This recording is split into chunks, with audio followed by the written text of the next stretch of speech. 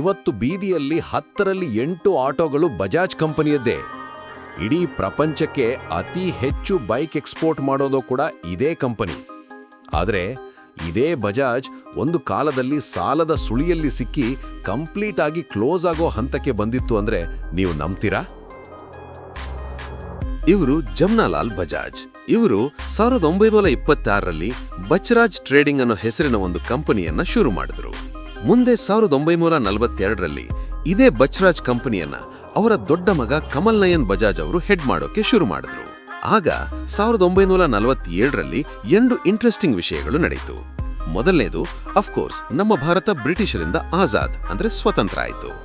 ಮತ್ತು ಎರಡನೇ ವಿಷಯ ಏನಪ್ಪಾ ಅಂದ್ರೆ ಆ ಟೈಮ್ನಲ್ಲಿ ಭಾರತದಲ್ಲಿ ಲೋಕಲ್ ಟ್ರಾನ್ಸ್ಪೋರ್ಟೇಷನ್ಗಾಗಿ ಕೈಗಾಡಿಗಳಿರ್ತಿದ್ವು.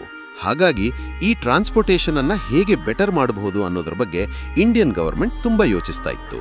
ಅದೇ ಟೈಮ್ನಲ್ಲಿ ಇಟಲಿಯಲ್ಲಿ ಲೋಕಲ್ ಟ್ರಾನ್ಸ್ಪೋರ್ಟೇಷನ್ಗಂತ 3 ವೀಲರ್ಗಳಿರ್ತಿದ್ವು ಮತ್ತು ಈ 3 ವೀಲರ್ಗಳನ್ನ ಇಟಲಿಯ ಪಿಯಾಜಿಯೋ ಅನ್ನೋ ಕಂಪನಿ ಮಾಡ್ತಾ ಇತ್ತು. ಇಟಲಿಯ ಆ 3 ವೀಲರ್ಗಳನ್ನ ನೋಡಿ ಇಂಡಿಯನ್ ಗವರ್ಮೆಂಟ್ಗೆ ಒಂದು ಐಡಿಯಾ ಬಂತು, ಯಾಕೆ ಇಂತಹ 3 ವೀಲರ್ಗಳನ್ನ ಇಂಡಿಯಾದಲ್ಲೂ ಮಾಡಬಾರದು ಅಂತ. ಅದಕ್ಕಾಗಿಯೇ ಗವರ್ಮೆಂಟ್ 1947ರಲ್ಲಿ ಜೈ ಹಿಂದ್ ಮತ್ತು ಬಚ್ರಾಜ್ ಟ್ರೇಡಿಂಗ್ ಅನ್ನೋ 2 ಕಂಪನಿಗಳಿಗೆ ಇಟಲಿಯಿಂದ 2 ವೀಲರ್ ಮತ್ತು 3 ವೀಲರ್ ಇಂಪೋರ್ಟ್ ಮಾಡ್ಕೊಳ್ಳೋಕೆ ಪರ್ಮಿಷನ್ ಕೊಡ್ತು. And guys, let me tell you, ಈ ಬಚ್ರಾಜ್ ಟ್ರೇಡಿಂಗ್ ಕಂಪನಿ ಬೇರೆ ಯಾವುದೋ ಅಲ್ಲ, ಇವತ್ತಿನ ಬಜಾಜ್ ಆಟೋ. ಆ ಕಾಲದಲ್ಲಿ ಬಿಸ್ನೆಸ್ ಮಾಡೋಕೆ ಗವರ್ನಮೆಂಟಿಂದ ಸಾವಿರಾರು ಅಪ್ರೂವಲ್ಸ್ ತಗೋಬೇಕಿತ್ತು. ಆ ಟೈಮ್ ಎಷ್ಟು ಡೇಂಜರ್ ಆಗಿತ್ತು ಅಂದ್ರೆ ಯಾವ ಫ್ಯಾಕ್ಟರಿ ಏನ್ ಪ್ರೊಡ್ಯೂಸ್ ಮಾಡಬೇಕು, ಎಷ್ಟು ಕ್ವಾಂಟಿಟಿಯಲ್ಲಿ ಪ್ರೊಡ್ಯೂಸ್ ಮಾಡಬೇಕು, ಅದರ ಪ್ರೈಸ್ ಏನಿರಬೇಕು, ಇದೆಲ್ಲವನ್ನು ಗವರ್ನಮೆಂಟ್ ಡಿಸೈಡ್ ಮಾಡ್ತಿತ್ತು. ಇಲ್ಲಿಯವರೆಗೆ ಅಂದ್ರೆ ಲೇ ಆಫ್ಸ್ ಮಾಡೋದು ಮತ್ತು ಫ್ಯಾಕ್ಟರಿ ಕ್ಲೋಸ್ ಮಾಡೋದು ಕೂಡ ಗವರ್ನಮೆಂಟ್ನ ಕಂಟ್ರೋಲ್ನಲ್ಲೇ ಇರ್ತಿತ್ತು. ಅಂದ್ರೆ ಒಂದು ರೀತಿಯಲ್ಲಿ ಬಿಸ್ನೆಸ್ ಓನರ್ಸು ಒಂದು ಕೈಗೊಂಬೆ ತರ ಇದ್ರು, ಗವರ್ನಮೆಂಟ್ ಹೇಳಿದ ಹಾಗೆ ಕೇಳಬೇಕಿತ್ತು. 2010ರಲ್ಲಿ ಎಕನಾಮಿಕ್ ಟೈಮ್ಸ್ನ ಒಂದು ರಿಪೋರ್ಟ್ ಪಬ್ಲಿಷ್ ಆಗಿತ್ತು. ಅದರಲ್ಲಿ ಈ ಲೈಸೆನ್ಸ್ ರಾಜನ್ನ ಡೆಕೇಡ್ ಆಫ್ ಕನೆಕ್ಷನ್ಸ್ ಅಂತ ಕರೆಯಲಾಗಿತ್ತು. ಅಂದ್ರೆ ಆ ಟೈಮ್ನಲ್ಲಿ ಯಾರು ವೆಲ್ದಿ ಫ್ಯಾಮಿಲಿ ಬ್ಯಾಕ್ಗ್ರೌಂಡ್ ಇಂದ ಬಂದಿದ್ರೋ ಮತ್ತು ಯಾರಿಗೆ ಒಳ್ಳೆ ಕನೆಕ್ಷನ್ಸ್ ಇತ್ತೋ ಅವರು ಮಾತ್ರ ಬಿಸ್ನೆಸ್ ಮಾಡಬಹುದಿತ್ತು. ಆದರೆ ಬಜಾಜ್ ಗವರ್ನಮೆಂಟ್ನ ಎಲ್ಲಾ ಕಂಡೀಷನ್ಸ್ಗೂ ಒಪ್ಕೊಳ್ತು. ಇಂಡಿಯನ್ ರೋಡ್ಸ್ಗೆ ತಕ್ಕ ಹಾಗೆ ಸ್ವಲ್ಪ ಮಾಡಿಫೈ ಮಾಡಿ ಬಜಾಜ್ ಇಂಡಿಯಾದಲ್ಲಿ ಸೇಲ್ ಮಾಡ್ತಿತ್ತು. ಇದರ ಜೊತೆಗೆ 3 ವೀಲರ್ಗಳನ್ನ ಕೂಡ ಮಾರ್ತಿತ್ತು. ಅದನ್ನ ಆಟೋ ರಿಕ್ಷಾ ಅಂತಾನೂ ಕರೀತಿದ್ರು. 1965ರಲ್ಲಿ ಕಮಲನಯನ್ ಅವರ ದೊಡ್ಡ ಮಗ ರಾಹುಲ್ ಬಜಾಜ್ ಕಂಪನಿಯ ಹೆಡ್ ಆದರು. ಇವರ ಲೀಡರ್ಶಿಪ್ ಅಂಡರ್ 1972ರಲ್ಲಿ ಬಜಾಜ್ ಒಂದು ಸ್ಕೂಟರ್ ಲಾಂಚ್ ಮಾಡಿತು. ಅದು ಇಡೀ ಮಾರ್ಕೆಟ್ ಅನ್ನೇ ಶೇಕ್ ಮಾಡಿಬಿಡ್ತು.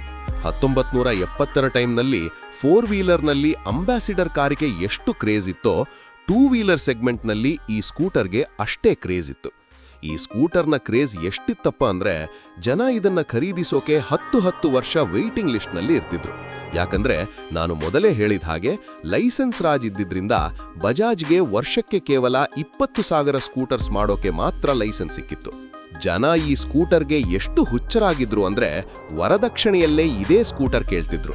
ಸ್ಕೂಟರ್ ಸಿಗ್ಲಿಲ್ಲ ಅಂದ್ರೆ ಮದುವೆನೇ ಪೋಸ್ಟ್ಪೋನ್ ಆಗ್ತಿತ್ತು. ಬಜಾಜ್ನ ಈ ಸ್ಕೂಟರ್ ಹೆಸರೇ ಚೇತಕ್. ಈ ಹೆಸರು ಬಂದಿದ್ದು ಮಹಾರಾಣಾ ಪ್ರತಾಪ್ ಅವರ ಕುದುರೆಯ ಹೆಸರಿನಿಂದ.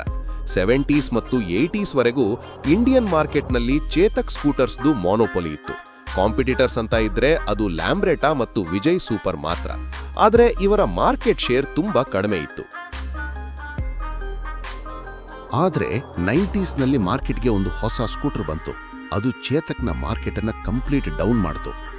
1986ರಲ್ಲಿ LML ಅಂದ್ರೆ ಲೋಹಿಯಾ ಮಷಿನರಿ ಲಿಮಿಟೆಡ್ ಅನ್ನೋ ಕಂಪನಿ ಪಿಯಾಜಿಯೋ ಜೊತೆ ಜಾಯಿಂಟ್ ವೆಂಚರ್ ಮಾಡಿಕೊಂಡು ಅವರ ವೆಸ್ಪಾ PX ಅನ್ನೋ ಸ್ಕೂಟರ್ ಅನ್ನ ಇಂಡಿಯನ್ ಮಾರ್ಕೆಟ್ನಲ್ಲಿ ಸೇಲ್ ಮಾಡೋಕೆ ಶುರು ಮಾಡಿದ್ರು.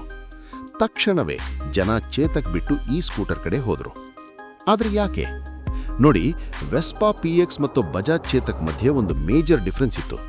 ಬಜಾಜ್ ಚೇತಕ್ನಲ್ಲಿ ಇಂಜಿನ್ ಸ್ಕೂಟರ್ನ ಒಂದು ಸೈಡ್ನಲ್ಲಿ ಇರ್ತಿತ್ತು. ಇದರಿಂದ ಸ್ಕೂಟರ್ ಬ್ಯಾಲೆನ್ಸ್ ಮಾಡೋದು ಕಷ್ಟ ಆಗ್ತಿತ್ತು ಮತ್ತು ಸ್ಕೂಟರ್ ಕೆಳಗೆ ಬೀಳ್ತಿತ್ತು. ಆದರೆ LML ಆ ಇಂಜಿನ್ ಅನ್ನ ಹಿಂದಿನ ಭಾಗದಲ್ಲಿ ರಿಯರ್ ಪೋರ್ಷನ್ನಲ್ಲಿ ಫಿಟ್ ಮಾಡಿದ್ರು. ಇದರಿಂದ ಇಂಡಿಯನ್ ರೋಡ್ಸ್ ಮೇಲೆ ಆ ಸ್ಕೂಟರ್ ತುಂಬಾ ಸ್ಟೇಬಲ್ ಆಗಿರ್ತಿತ್ತು. ಮಾರ್ಕೆಟ್ಗೆ ಬರ್ತಿದ್ದ ಹಾಗೆ LML ಬಜಾಜ್ನ ದೊಡ್ಡ ಮಾರ್ಕೆಟ್ ಶೇರ್ ಅನ್ನ ಕಿತ್ಕೊಳ್ತು. ಇದೇ ಟೈಮ್ನಲ್ಲಿ 1980ರಲ್ಲಿ ಯಮಹಾ ಎಸ್ಕಾಟ್ಸ್ ಕಂಪನಿ ಜೊತೆ ಮತ್ತು TVS ಸುಜುಕಿ ಜೊತೆ ಇಂಡಿಯನ್ ಮಾರ್ಕೆಟ್ಗೆ ಎಂಟರ್ ಆಗಿದ್ರು. ಆದರೆ ಇಲ್ಲಿಯವರೆಗೂ ಬಜಾಜ್ ಸುಧಾರಿಸಿಕೊಳ್ಳೋ ಚಾನ್ಸ್ ಇತ್ತು. ಆದರೆ ಈ ಎರಡು ಜಾಯಿಂಟ್ ವೆಂಚರ್ಸ್ ಜೊತೆಗೆ ಹೀರೋ ಮತ್ತು ಹೋಂಡಾ ಕೂಡ ಜಾಯಿಂಟ್ ವೆಂಚರ್ ಮಾಡಿದ್ರು. ಅವರು 1993ರಲ್ಲಿ ತಮ್ಮ ಸ್ಪ್ಲೆಂಡರ್ ಬೈಕ್ ಲಾಂಚ್ ಮಾಡಿದ್ರು.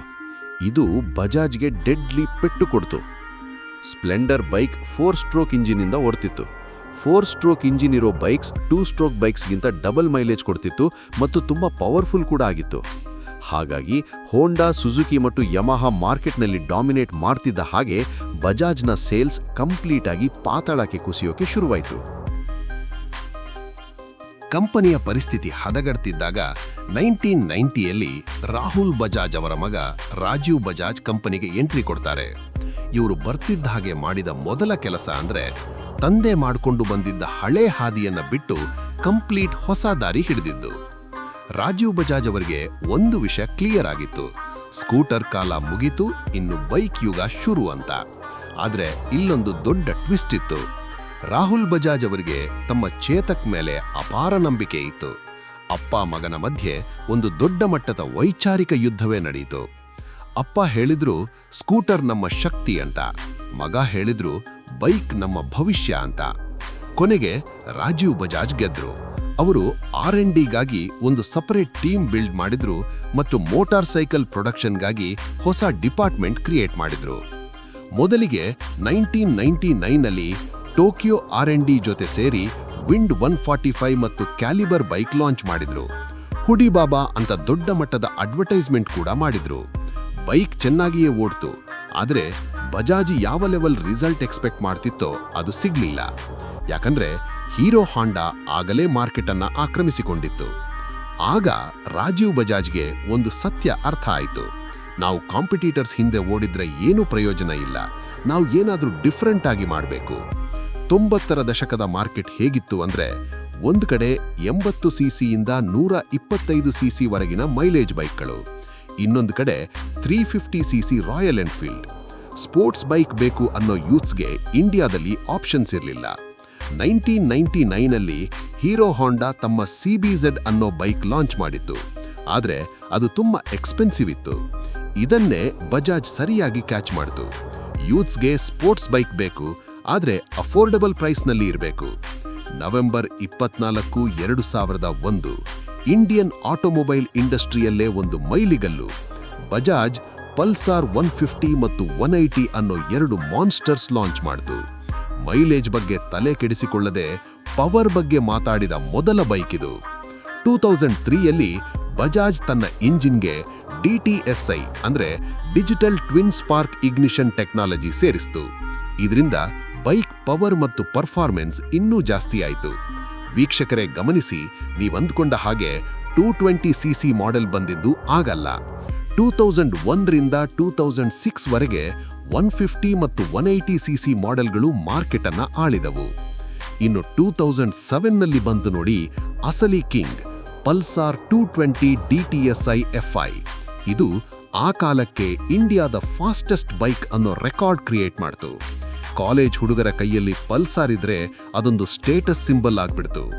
ಇವತ್ತು ಬರೀ ಇಂಡಿಯಾದಲ್ಲಿ ಮಾತ್ರವಲ್ಲ, ಪ್ರಪಂಚದ 65ಕ್ಕೂ ಹೆಚ್ಚು ದೇಶಗಳಲ್ಲಿ ಪಲ್ಸಾರ್ ಗರ್ಜಿಸ್ತಾ ಇದೆ ಮತ್ತು ಇಂಡಿಯಾದ ನಂಬರ್ 1 ಸ್ಪೋರ್ಟ್ಸ್ ಬೈಕ್ ಬ್ರ್ಯಾಂಡ್ ಆಗಿದೆ.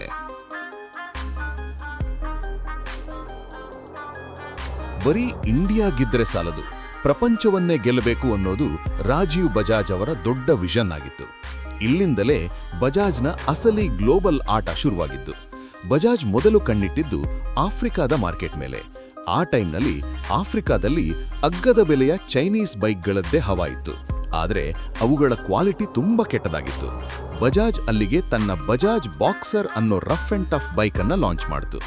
ಬಜಾಜ್ ಬರೀ ಬೈಕ್ ಮಾರಾಟ ಮಾಡೋದಕ್ಕೆ ಸೀಮಿತವಾಗಲಿಲ್ಲ, ಬದಲಾಗಿ ಅಲ್ಲಿನ ಹಳ್ಳಿಗಳಲ್ಲಿ ಮೆಕ್ಯಾನಿಕ್ಗಳಿಗೆ ಟ್ರೈನಿಂಗ್ ಕೊಟ್ಟು ಸ್ಪೇರ್ ಪಾರ್ಟ್ಸ್ ಸುಲಭವಾಗಿ ಸಿಗೋ ಹಾಗೆ ಮಾಡ್ತು. ಇವತ್ತು ಆಫ್ರಿಕಾದಲ್ಲಿ ಬಜಾಜ್ ಎಷ್ಟರ ಮಟ್ಟಿಗೆ ಬೆಳೆದಿದೆ ಅಂದ್ರೆ, ನೈಜೀರಿಯಾ ಮತ್ತು ಕೀನಿಯಾದಂಥ ದೇಶಗಳಲ್ಲಿ ಬೈಕ್ ಟ್ಯಾಕ್ಸಿಗಳನ್ನೇ ಜನ ಬಜಾಜ್ ಅಂತ ಕರೀತಾರೆ. ಆಫ್ರಿಕಾದ ಟ್ರಾನ್ಸ್ಪೋರ್ಟ್ ಎಕಾನಮಿಯನ್ನೇ ಬದಲಿಸಿದ ಬಜಾಜ್ ಅಲ್ಲಿನ ಅನ್ಡಿಸ್ಪ್ಯೂಟೆಡ್ ಕಿಂಗ್ ಆಗಿ ಹೊರಹೊಮ್ಮಿತು. ಇದೇ ವೇಗದಲ್ಲಿ 2007ರಲ್ಲಿ ಬಜಾಜ್ ಒಂದು ಮಾಸ್ಟರ್ ಸ್ಟ್ರೋಕ್ ಪ್ಲಾನ್ ಮಾಡಿತು. ಆಸ್ಟ್ರಿಯಾದ ಫೇಮಸ್ ಪ್ರೀಮಿಯಂ ಬ್ರ್ಯಾಂಡ್ KTM ಆ ಟೈಮ್ನಲ್ಲಿ ತೀವ್ರ ಹಣಕಾಸಿನ ಸಂಕಷ್ಟದಲ್ಲಿತ್ತು. ಇದನ್ನೇ ಅವಕಾಶವಾಗಿ ಬಳಸಿಕೊಂಡ ಬಜಾಜ್ ಮೊದಲು 14.5% ಶೇರ್ಸ್ ಖರೀದಿಸಿ ಆಮೇಲೆ ಅದನ್ನ 48%ಗೆ ಏರಿಸಿತು. ಈ ಒಂದು ಡೀಲ್ನಿಂದ ಬಜಾಜ್ಗೆ 2 ದೊಡ್ಡ ಲಾಭಗಳಾದವು. ಮೊದಲನೇದು, ಯುರೋಪ್, ಆಸ್ಟ್ರೇಲಿಯಾ ಮತ್ತು ಜಪಾನ್ನಂಥ ಹೈ ಎಂಡ್ ಮಾರ್ಕೆಟ್ಗಳಿಗೆ ಎಂಟ್ರಿ ಸಿಕ್ತು. ಎರಡನೇದು ಮತ್ತು ಪ್ರಮುಖವಾದದ್ದು ಅಂದ್ರೆ ರಾಜೀವ್ ಬಜಾಜ್ಗೆ ಬೇಕಾಗಿದ್ದ ವರ್ಲ್ಡ್ ಕ್ಲಾಸ್ ಇಂಜಿನ್ ಟೆಕ್ನಾಲಜಿ ಬಜಾಜ್ನ ಕೈ ಸೇರಿತು. ಇದರ ರಿಸಲ್ಟ್ ಆಗಿಯೇ 2013ರಲ್ಲಿ KTM 390 ಇಂಡಿಯಾದಲ್ಲಿ ಲಾಂಚ್ ಆಗಿ ಯೂತ್ಸ್ ನಡುವೆ ಹೊಸ ಸಂಚಲನ ಸೃಷ್ಟಿಸಿತು. ಬಜಾಜ್ನ ಈ ಗ್ಲೋಬಲ್ ಜರ್ನಿ ಅಲ್ಲಿಗೆ ನಿಲ್ಲಲಿಲ್ಲ. 2017ರಲ್ಲಿ ಜಪಾನಿನ ಕವಾಸಕಿ ಜೊತೆಗಿನ ಹಳೆಯ ಸಂಬಂಧವನ್ನ ಕಡಿದುಕೊಂಡ ಬಜಾಜ್ 2020ರಲ್ಲಿ British icon Triumph motorcycles ಜೊತೆ ಕೈಜೋಡಿಸಿತು. ಈ ಪಾರ್ಟ್ನರ್ಶಿಪ್ ತುಂಬಾ ಸ್ಮಾರ್ಟ್ ಆಗಿದೆ. ಬೈಕ್ನ ಡಿಸೈನ್ ಮತ್ತು ಇಂಜಿನಿಯರಿಂಗ್ ಅನ್ನ ಟ್ರಯಂಫ್ ಲಂಡನ್ನಲ್ಲಿ ಮಾಡಿದರೆ ಅದರ ಕಂಪ್ಲೀಟ್ ಪ್ರೊಡಕ್ಷನ್ ಅನ್ನ ಪುಣೆಯ ಚಾಕನ್ ಪ್ಲಾಂಟ್ನಲ್ಲಿ ನಮ್ಮ ಬಜಾಜ್ ಮಾಡ್ತಿದೆ. ಇದರಿಂದಾಗಿ 2023ರಲ್ಲಿ ಲಾಂಚ್ ಆದ ಟ್ರಯಂಫ್ ಸ್ಪೀಡ್ 400 ಮತ್ತು ಸ್ಕ್ರಾಂಬ್ಲರ್ 400X ಬೈಕ್ಗಳು ಪ್ರೀಮಿಯಂ ಆಗಿದ್ರೂ ಕೂಡ ಅಫೋರ್ಡಬಲ್ ಪ್ರೈಸ್ನಲ್ಲಿ ಜನರಿಗೆ ಸಿಗುವಂತಾಗಿದೆ. ಟ್ರಯಂಫ್ ಹೊರಗಿನ ಕಂಪನಿಯಾದರೂ ಅದರ ಸೇಲ್ಸ್ ಮತ್ತು ಸರ್ವಿಸ್ ಅನ್ನ ಬಜಾಜ್ ನಿಭಾಯಿಸ್ತಿರೋದ್ರಿಂದ ಜನರು ಪೂರ್ಣ ನಂಬಿಕೆಯಿಂದ ಈ ಬೈಕ್ಗಳನ್ನು ಖರೀದಿಸುತ್ತಿದ್ದಾರೆ. ಈ ರೀತಿ ಬಜಾಜ್ ಕೇವಲ ಒಂದು ಇಂಡಿಯನ್ ಕಂಪನಿಯಾಗಿ ಉಳಿಯದೆ ಇವತ್ತು ಜಾಗತಿಕ ಮಟ್ಟದಲ್ಲಿ ಒಂದು ಪವರ್ಫುಲ್ ಬ್ರ್ಯಾಂಡ್ ಆಗಿ ಬೆಳೆದು ನಿಂತಿದೆ. ಹೀಗೆ ಬೈಕ್ ಮತ್ತು ಆಟೋ ರಿಕ್ಷಾ ಸೆಗ್ಮೆಂಟ್ನಲ್ಲಿ ಬಜಾಜ್ ಕಿಂಗ್ ಆಯಿತು. ಆದರೆ ಬಜಾಜ್ ತಮ್ಮ ಪೋರ್ಟ್ಫೋಲಿಯೋನ ಡೈವರ್ಸಿಫೈ ಮಾಡೋಕೆ ಪ್ಯಾಸೆಂಜರ್ ಕಾರ್ ಮಾರ್ಕೆಟ್ಗೂ ಎಂಟರ್ ಆಗೋ ಯೋಚನೆ ಮಾಡಿತ್ತು. ಇದಕ್ಕಾಗಿ ಅವರು ಕ್ರೈಸ್ಲರ್ ಅನ್ನೋ ಕಾರ್ ಕಂಪನಿ ಜೊತೆ ಅಗ್ರಿಮೆಂಟ್ ಕೂಡ ಮಾಡಿದ್ರು ಮತ್ತು ರೆನೋ ನಿಸಾನ್ ಜೊತೆ ಮಾತುಕತೆ ಕೂಡ ಮಾಡಿದ್ರು. ಆದರೆ ಆಮೇಲೆ ಬಜಾಜ್ಗೆ ರಿಯಲೈಸ್ ಆಯಿತು, ಪ್ಯಾಸೆಂಜರ್ ಕಾರ್ಸ್ ಮಾಡೋದು ಬಜಾಜ್ಗೆ ಒಂದು ತಪ್ಪು ಡಿಸಿಷನ್ ಆಗಬಹುದು. ಯಾಕಂದ್ರೆ ಬಜಾಜ್ನ ಎಕ್ಸ್ಪರ್ಟೈಸ್ ಕಮ್ಮಿ ಬಜೆಟ್ ವೆಹಿಕಲ್ಸ್ ಮತ್ತು ಹೈ ಮೈಲೇಜ್ ಇರೋ ವೆಹಿಕಲ್ಸ್ನಲ್ಲಿತ್ತು. ಪ್ಯಾಸೆಂಜರ್ ಕಾರ್ಸ್ ಅಂದರೆ ಲಾಂಗ್ ಟ್ರಿಪ್ಸ್ಗೆ ಲುಕ್ ಮತ್ತು ಪರ್ಫಾರ್ಮೆನ್ಸ್ ವೈಸ್ ಸ್ಟ್ರಾಂಗ್ ಆಗಿರಬೇಕು. ಅದಕ್ಕೆ ಬಜಾಜ್ ಕಾರ್ ಬಿಟ್ಟು ಕ್ವಾಡ್ರಿಸೈಕಲ್ಸ್ ಕಡೆ ಫೋಕಸ್ ಮಾಡ್ತು. ಕ್ವಾಡ್ರಿಸೈಕಲ್ಸ್ ಅಂದರೆ ಸಿಟಿ ಒಳಗೆ ಶಾರ್ಟ್ ಡಿಸ್ಟೆನ್ಸ್ ಟ್ರಾವೆಲ್ ಮಾಡೋಕೆ ಯೂಸ್ ಮಾಡೋ ಚಿಕ್ಕ 4-ವೀಲರ್. ಆದರೆ ಬಜಾಜ್ನ ಈ ಡಿಸಿಷನ್ಗೆ ರೆನೋ ಒಪ್ಪಲಿಲ್ಲ. ಸೊ ಆ ಪಾರ್ಟ್ನರ್ಶಿಪ್ ಕ್ಯಾನ್ಸಲ್ ಆಯಿತು. ಕೊನೆಗೆ 2 ವರ್ಷದ R&D ಆದಮೇಲೆ 3 ಜನವರಿ 2012ರಂದು ಬಜಾಜ್ ತಮ್ಮ ಮೊದಲ ಕ್ವಾಡ್ರಿಸೈಕಲ್ ಬಜಾಜ್ ಕ್ಯೂಟ್ ಅನ್ನ ಮಾರ್ಕೆಟ್ಗೆ ತಂದರು. ಸೊ ನೋಡಿದ್ರಲ್ಲ, ಕೇವಲ ಸ್ಕೂಟರ್ಗಳಿಂದಲೇ ಬೆಳೆದಿದ್ದ ಬಜಾಜ್ ಟೈಮ್ ಚೇಂಜ್ ಆದಾಗ ಹೇಗೆ ಅಡಾಪ್ಟ್ ಆಯಿತು, ಟಫ್ ಡಿಸಿಷನ್ಸ್ ತಗೊಳ್ತು ಮತ್ತು ಇವತ್ತು ಗ್ಲೋಬಲ್ ಲೀಡರ್ ಆಗಿ ನಿಂತಿದೆ ಅಂತ. ಬಜಾಜ್ನ ಈ ಇನ್ಸ್ಪೈರಿಂಗ್ ಕೇಸ್ ಸ್ಟಡಿ ನಿಮಗೆ ಇಷ್ಟ ಆಗಿದ್ರೆ ವಿಡಿಯೋನ ಲೈಕ್ ಮಾಡಿ ಮತ್ತು ಅರ್ಥಶಾಸ್ತ್ರ ಕನ್ನಡ ಚಾನೆಲ್ಗೆ ಸಬ್ಸ್ಕ್ರೈಬ್ ಆಗೋದನ್ನು ಮರಿಬೇಡಿ.